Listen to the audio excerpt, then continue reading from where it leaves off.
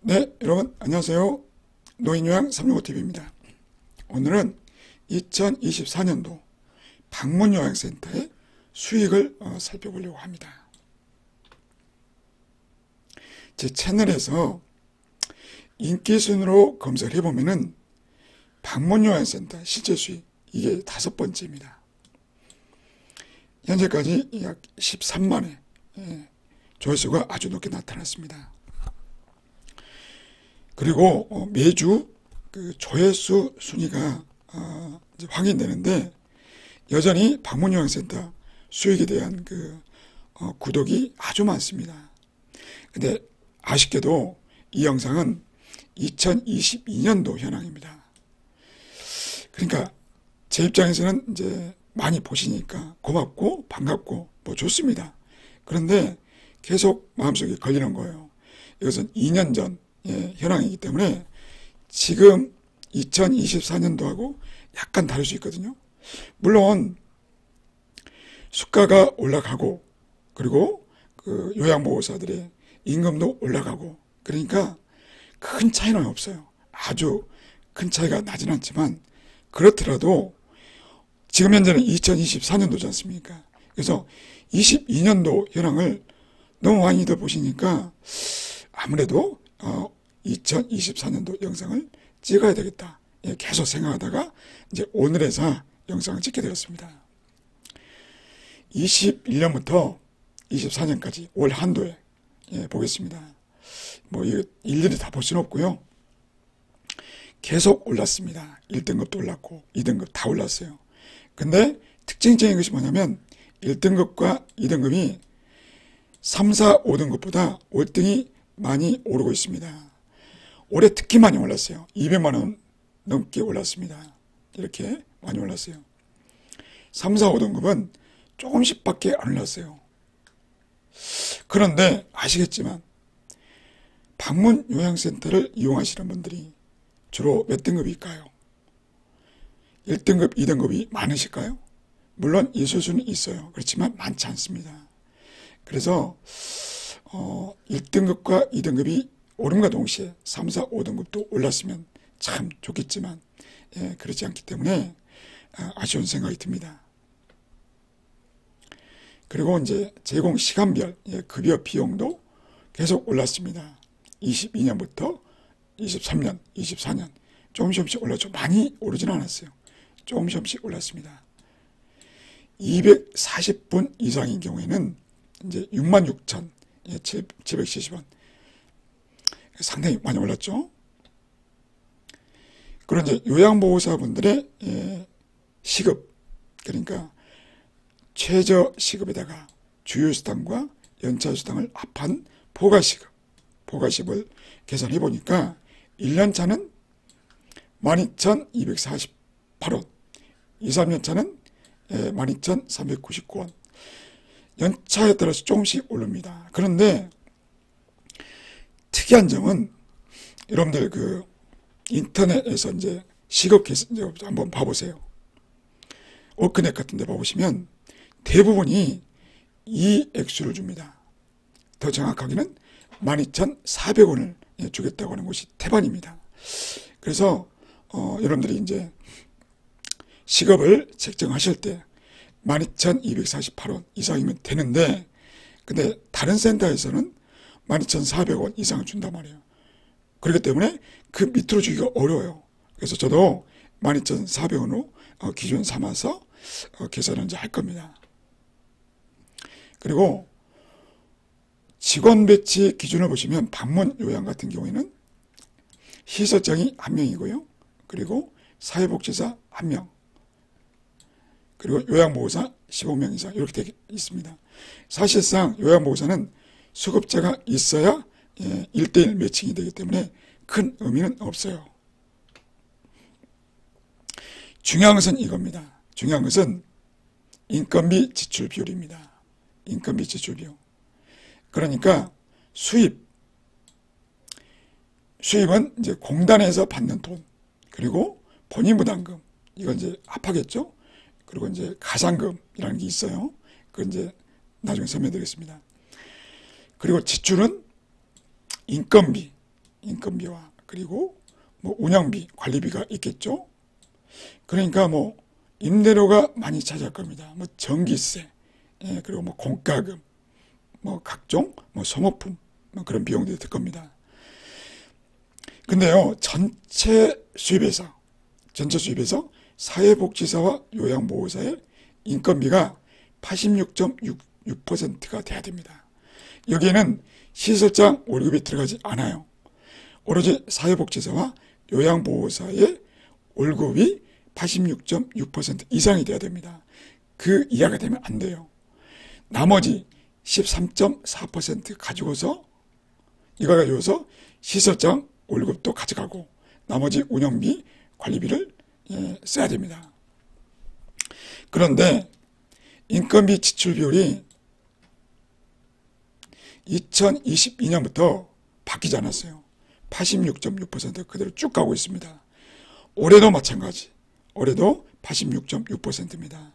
뭐 방문 목욕, 방문 간호, 그리고 뭐 조야간보, 또 요양원 다 바뀌었거든요. 그런데 지금 방문 요양만 3년째 86.6% 그대로 유지하고 있습니다.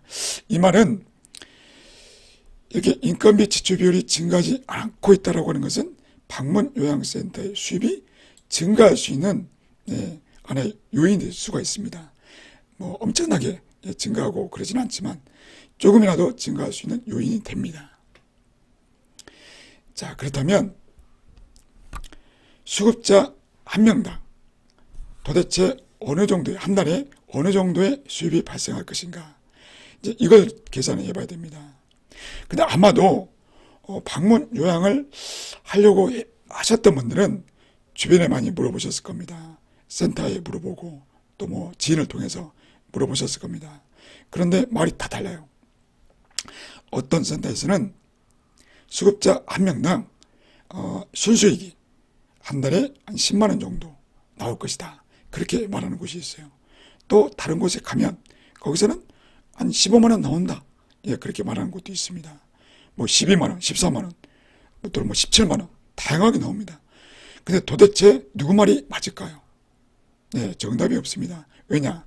그분들은 그냥 감으로 이야기를 했기 때문이에요. 정확하게 분석을 하지 않았기 때문입니다. 그도 그럴 수밖에 없는 것은 수급자가 몇 등급이 많은지에 따라서 당연히 수익의 차이가 나는 것입니다. 1등급과 2등급이 많으시면 수익이 당연히 높습니다. 그러나 아까 말씀드렸다시피 1등급과 2등급은 많지가 않아요. 예, 주로 3, 4, 5등급, 특히 4등급, 5등급이 많습니다. 5등급이 제일 낮거든요. 그러니까 어떤 센터의 수급자분들이 5등급이 많다, 예? 그러면 당연히 수급자 한 명당 순수익이 줄어들 것입니다. 그런데 어떤 센터는 1등급, 2등급도 몇 분 계시고 3등급, 4등급이 많다, 5등급이 별로 없다, 그러면 한 달 순수익이 높아질 겁니다. 그러겠죠? 그런데 센터를 아무리 오래 운영하셔도 도대체 어느 정도 나오는지를 정확하게 산출을 안 하셨을 겁니다. 이제 저 같은 경우에는 나름대로 과학적으로 분석을 했어요. 예, 1등급과 2등급은 아예 그냥 제외를 시켰습니다. 제외를 시키고 3등급 30%, 4등급 40%, 5등급 30% 이렇게 계산해서 나온 액수가 이만큼입니다. 근데 여기서 또 하나 변수가 가족 요양이죠. 근데 그 가족 요양도 60분짜리가 있고 90분짜리가 있어요. 그러니까 이것도 비율을 정해야 됩니다. 60분짜리는 30%, 90분짜리는 70% 이렇게 이제 비율을 정했습니다. 그랬더니 가족 요양을 할 경우에 가족 요양 수급자 한 명당 한 달 매출은 이만큼이 됩니다. 그래서 이제 일반 요양과 가족 요양을 고려했을 때 일반 방문 요양과 가족 방문 요양 고려했을 때 평균적으로 매출은 이만큼이 나올 것이다 라고 볼 수가 있습니다. 이건 순수익이 아닙니다. 순수익이 아니라 매출입니다. 매출. 예. 여기서 이제 인건비도 빼고 뭐 이것도 빼고 임대료도 빼고 다 빼야겠죠. 그러니까 이제 수급자 한 명당 120만 원 정도의 매출이 발생을 한다고 했을 때 과연 순수위, 그러니까 다 제할 거 다 제하고, 센터장님, 그러니까 대표자 호주머니에 들어오는 돈이 정확하게 얼마인가, 이것을 이제 계산을 제가 이제 했습니다. 자, 수급자 한 명당 얼마인가, 그리고 이제 수급자 한 명일 때, 두 명일 때, 그리고 10명일 때, 이렇게 다 계산했어요. 여기 보시면 요양보호사의 인건비는 별로 뭐 그렇게 고민할 필요가 없습니다. 왜냐? 매출의 86.6%로 계산하면 돼요. 이 안에는 요양보호사의 뭡니까, 시급도 들어가 있고요. 퇴직 적립금도 들어가 있고, 사회보험료도 들어가 있습니다. 다 들어가 있어요. 그러니까 복잡하게 계산할 필요가 없습니다. 그냥 86.6%. 물론 보시면은 이제 수급자가 15명이 될 때부터 사회복지사를 또 채용해야 됩니다. 이때는 사회복지사와 요양보호사를 합쳐서 86.6%가 돼야 되겠죠. 그렇죠? 그런데 이제 뭡니까? 시설장은 86.6% 들어가지 않아요. 그래서 부득이 인건비를 분리를 했습니다. 인건비 1, 인건비 2 이렇게 이제 분리를 했죠. 시설장은 여기서 이제 뭐 사회보험료도 빼야 되고 퇴직적립금도 빼야 되고 이렇게 계산을 했습니다. 그리고 이제 인건비를 제외한 나머지 지출 부분이 있겠죠. 임대료가 가장 클 겁니다. 그리고 연료비, 그러니까 뭐 냉난방비 뭐 이렇게 보시면 될 것 같아요. 그리고 지역마다, 그리고 사무실 사이즈에 따라서 워낙 차이가 큽니다. 저는 이제 대략 60만 원 정도로 이제 잡았고요. 그리고 뭐 사무용품, 기타용품, 각종 수수료 16만 원 정도 잡았고, 우편, 전화, 팩스, 인터넷, 전기요금 20만 원 정도 잡았습니다. 주유비, 차량 정비 한 달에 25만 원, 그리고 뭐 각종 보험료 이런 것들을 한 달에 20만 원, 그리고 기타 지출 10만 원 이렇게 했어요. 자, 이제 이렇게 했을 때 사실 뭐 10명까지는 큰 의미가 없습니다. 왜냐하면 마이너스예요, 마이너스. 남는 게 없습니다. 남는 게 없어요. 시설장이 이제 사업주인 경우에는 그러니까 대표이면서 시설장, 그러니까 대표자가 센터장, 이제 이렇게 하는 경우에는 그래도 본인의 이제 월급을 책정할 수 있잖아요. 요거지 않습니까? 이거 책정할 수 있잖아요. 그러니까 그나마 지출이 조금 줄어들어요. 예. 그렇더라도 수급자가 10명이 대본들 10만 원도 안 됩니다. 예. 그러니까 수급자 10명 가지고서 여러분들이 생활을 하신다는 것은 불가능하시다. 예. 이렇게 보셔야 되겠습니다. 그렇다면 수급자가 15명이 되면 어떻게 해야 되는가 보겠습니다. 여전히 마이너스입니다. 마이너스. 그렇지만 최소한 센터장의 월급을 약 125만 원 정도는 가져갈 수가 있어요. 그렇다면 이제 20명이 지금 이제 제 얼굴이 가리고 있어서 이쪽으로 좀 옮기겠습니다.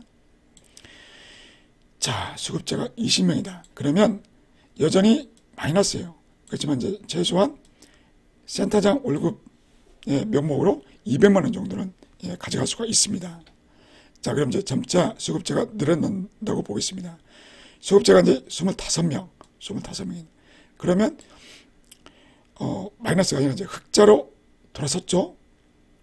46만 9천 원. 그리고 여기에다가 시설장에, 센터장에 월급까지 합하면 280만 원 정도 됩니다. 자, 이 정도면은 뭐 정말 아쉬운 대로 그래도 이제 생활이 가능할 것 같습니다. 자, 30명이 되면은 127만 3,895 이게 순수익이에요.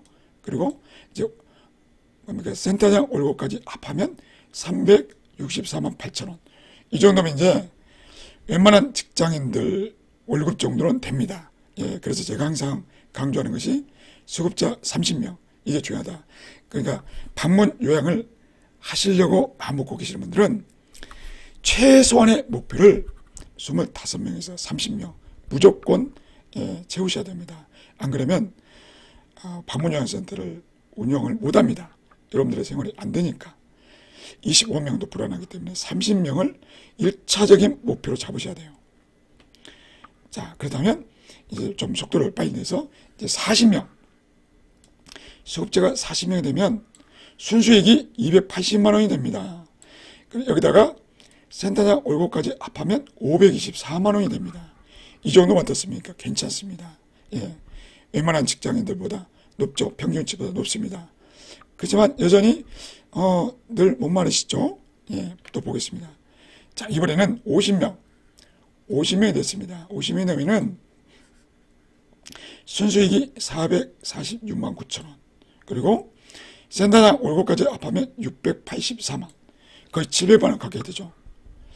그러니까 과연 이만큼이 나올 수 있느냐. 물론 그 수급자분들이 본인의 월 한도액을 다 썼을 때 이야기입니다. 그러니까 수급자가 50명이 다 됐는데, 예? 제가 말씀드린 대로 680만 원 정도의 수익이 나지 않더라. 이렇게 말씀하시는 분들 계실 수 있을 겁니다. 그 이유는 뭐냐면 수급자분들이 본인의 월 한도액을, 예? 만땅까지 쓰지 않고 70% 또는 80%만 쓸 수도 있단 말이에요. 나머지를 뭐 방문 목욕을 할 수도 있고 주요관보를 같이 이용할 수도 있고, 그렇다고 한다면 이만큼의 액수는 안 나올 겁니다. 그렇다고 하더라도 여기서 뭐 80%, 예? 그 정도만 써도 그래도 한 500만 원 정도 나오지 않습니까? 그러니까 저는 이제 이렇게 생각합니다. 방문요양센터를 좀 안정적으로 운영을 한다. 그러면 수급자 50명은 돼야 됩니다. 수급자 50명. 아까 살펴봤던 수급자 30명은 불안합니다. 여기서 얼마 빠질 거예요. 예? 그렇기 때문에 수급자 50명을 목표로 잡으셔야 돼요. 여러분들이 지금 이제 막 방문 요양센터를 하시려고 하시는 분들은 목표는 50명. 예, 이렇게 생각하셔야 됩니다. 안 그러시면은 좀 불안할 수가 있습니다. 자, 계속 가겠습니다. 60명이 됐습니다. 60명이 되면은 순수익은 680만 원이 되었고, 예, 센터장 월급까지 합하면 867만 8천 원이 됩니다. 자, 70명이 됐습니다. 예, 70명이 되면은 순수익은 776만 원, 그리고 센터장 월급까지 합하면 1000만 원이 이제 드디어 넘어갑니다. 물론 아까도 말씀드렸다시피 70명의 수급자들이 본인의 월 한도액을 만땅으로 다 썼을 때 이야기입니다. 그 중에서 80%만 또는 90%만 쓰면 이만큼은 안 나옵니다. 예? 감안하셔서 들으시기 바랍니다. 자, 80명. 저는 이제 80명까지 계산했는데요. 수급자가 80명이 된다. 이런 곳이 과연 있을까요? 네, 전국에 많지는 않아요. 그렇지만 있습니다. 예, 잘하시는 곳은 있어요. 자, 순수익은 924만 원. 그리고 센터장 월급까지 합하면 1100만 원이 거의 1200만 원 가까이 됩니다. 자, 결국 여러분들이 사업을 하는 이유는 사회복지 마인드를 갖고 계시겠지만서도 사업을 한다는 것은 결국에는 이윤을 창출한다는 것입니다. 여러분들 이것을 염두에 두셔야 됩니다. 그러니까 어떻게 하면 최대한 수익을 많이 낼 것인가, 이걸 고민하시려면 여러분들의 수급자분들이 다른 방문 요양이나 방문 목욕이나 또는 주요관보를 이용을 같이 하게 해도 상관없지만 어쨌건 우리 센터에서 방문 요양을 좀 많이 이용할 수 있게끔 그렇게 잘 설득을 하시고 그렇게 어필을 하시는 것이 좋을 것 같고요. 그리고 이제 다시 한번 말씀드리지만 수급자 50명을 목표로 잡으셔야 될 것 같습니다.